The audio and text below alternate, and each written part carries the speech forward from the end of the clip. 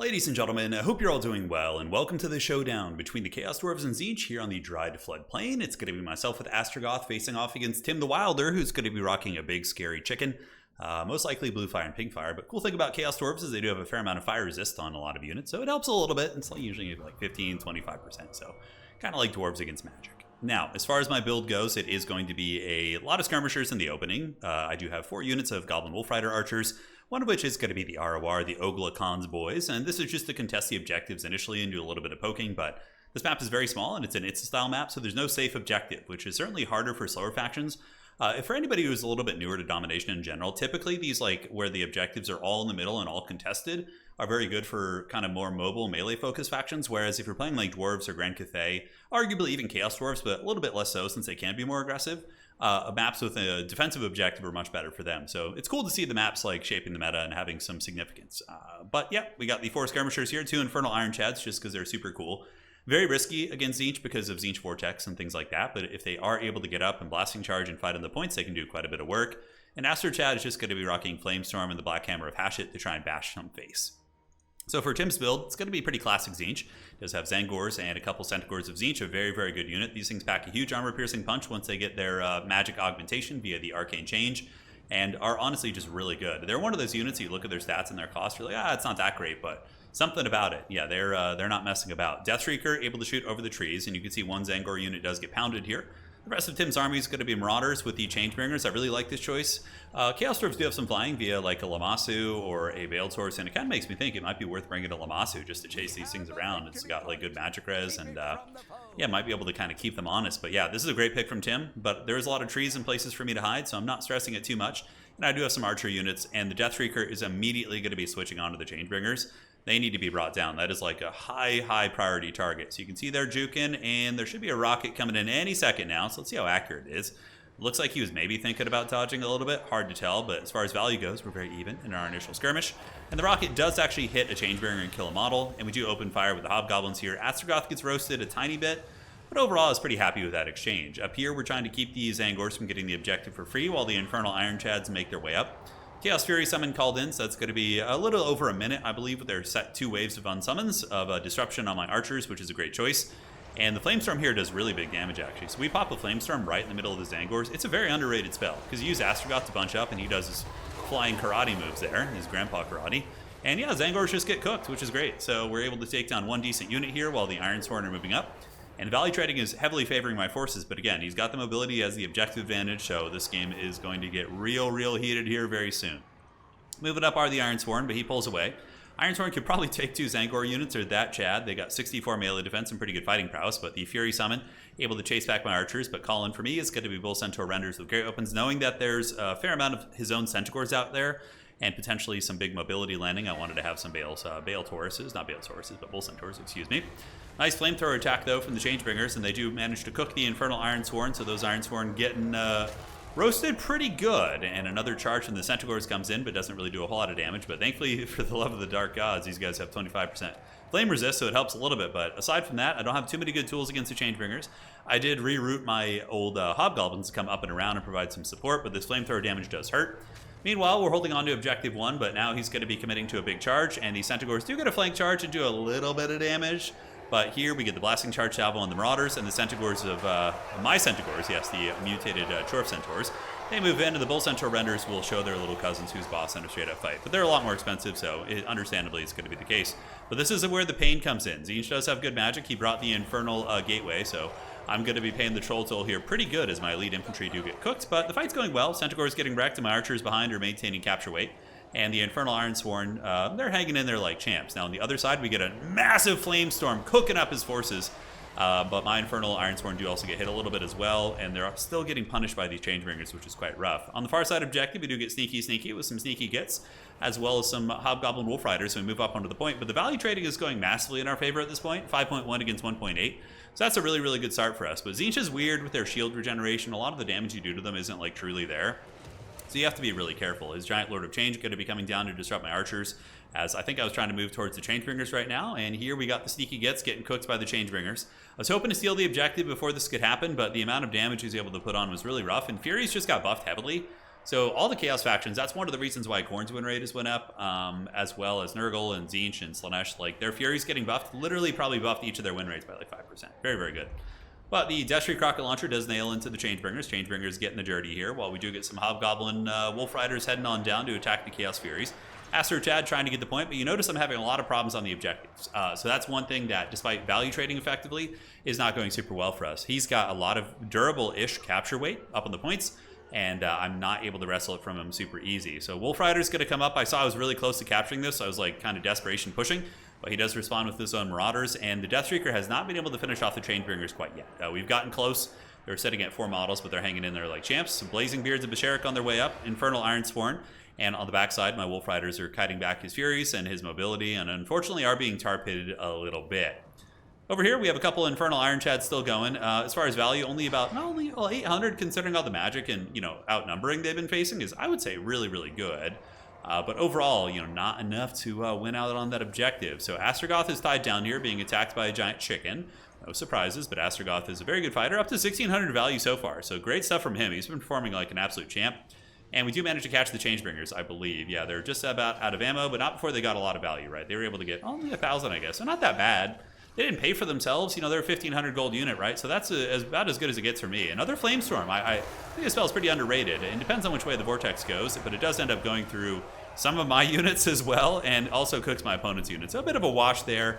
Probably a little bit better for Tim. Now, unfortunately, he catches my Blazing Beards of Basharak in the bushes. I try to move through it, but they are going to get nailed by a Vortex, which is basically going to karate chop them.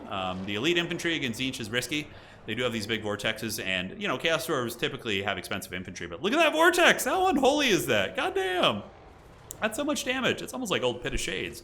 How much does that cost? That spell is, I think it's 18 WOM. Okay, it's pretty pricey, and you do have a little bit of time to dodge it, but the Chorfs certainly aren't quick enough. So those Vortexes getting them back in the game, right? Because if that doesn't successfully do much there, then I'm able to move on to this objective and probably blasting charge these units and potentially take it, but those blasting charges are doing work. And he is back in the game, 8.6 against 6.1.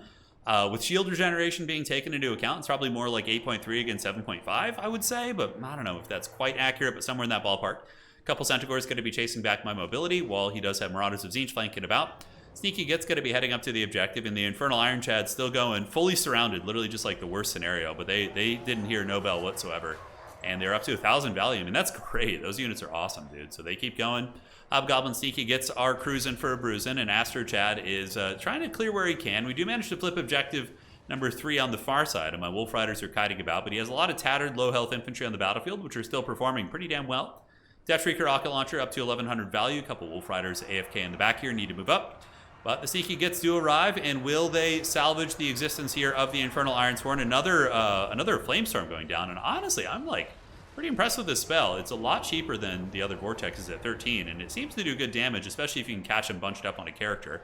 Hopefully the Sneaky Gits will be able to push off the Zangors, but I think his big terror-causing chicken is going to be enough. Flamestorm, not Flamestorm, but the Deathstreak Rocket Launcher trying to hit the Sour Guts right there, and we do try and bolster the back objective with the remnants of the Blazing Beards of Basharak, as well as some Hobgoblin Sneaky Gits, but man, oh man, the Tzeentch play on these objectives is tough. Their bouncing mobility, their high speed, and just their swaths of infantry are very tough to stop. And at this point in the game, I started to realize that, I was ahead by, 3,000-4,000 value at one point in the game, but the fact that I had to keep waddling between objectives in suboptimal ways and leaving units isolated off on their own was really playing into his strengths and letting them come back. Whereas if you're on a map where you have like one objective more defensively, one in the middle, I think you can just play the middle and probably take that 4,000 or 3,000 value lead and just straight up win the game. But that's what we were talking about earlier, the articulation of Itza style maps being very good for more mobile factions, which completely makes sense. Their ability to bounce between and really change the state of the game and force the slower faction out of its comfort zone, because my infantry are very, very slow, right? Unless you want to call in just your crappy infantry. So he does grab the side objective here. I have a couple Wolf Riders, but the Furies and Centaurs are on their way in, and we do get some Chaos Dwarf Warriors moving up, and some Goblin Laborers trying our best. Deathstreak Rocket Launcher nuking into the infantry pockets, trying to hold. But if he takes his point, it's basically going to be probably GG for me. He's pulled the value lead to be probably identical with shield healing taken into account, because I've blasted through this chicken's shield several times, and it's been able to regenerate. So I think at this point, it's probably going to be it. Astragoth's going to try his best, couple Furies nearby, and we can talk about some philosophy of the matchup as we get going. So yes, indeed, that was GG at this point. I do move up and try and contest the objectives a little bit, But yeah, like I said, I think the map, you need to change the way you play. I think that you bringing out the elite infantry and trying to like waddle them between multiple points is tough. I think against Tzeentch, maybe going for cheaper Chaos Dwarf Warriors with a bunch of laborers probably is better on a map like this, so you can swarm objective 1 and 2 and have like a stalwart dwarven line. I also feel a second Death Streak could be really nice. That thing got 1800 value, and it was one of the best tools for keeping him honest.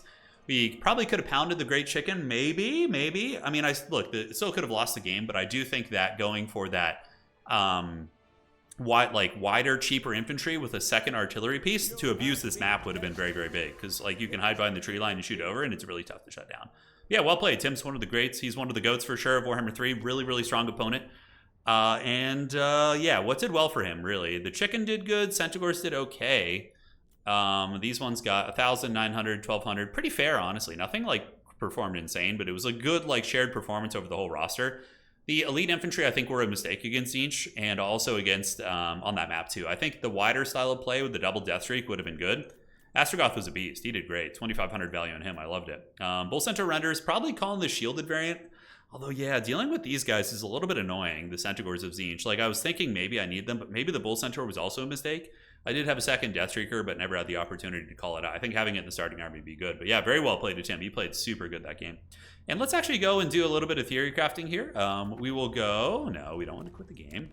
We want to go to multiplayer, and we're going to do this and do that. All right, so if we're here on Chorfs against Tzeentch on that map, right, we probably go for a couple Chorf warriors and then go like super wide with like chaff, just to like, I don't even know if we need these yet. Double Death Streak, I think, really gives Tzeentch a lot of trouble. They seem to have like a problem dealing with it. And then I think we do a Bale Taurus character, honestly. And you could do Death. I think, yeah, Death might be good because you get the Bunas on the Centaurs, and then you get rid of Infernal Engineering. This build already feels like 10 times stronger, right? Let me throw him on the Beastie here. He's going to be super resilient. He can bully things off the points. Even though Astrogoth was good, I think having that character that's really durable against magic because he heals via magic is quite good.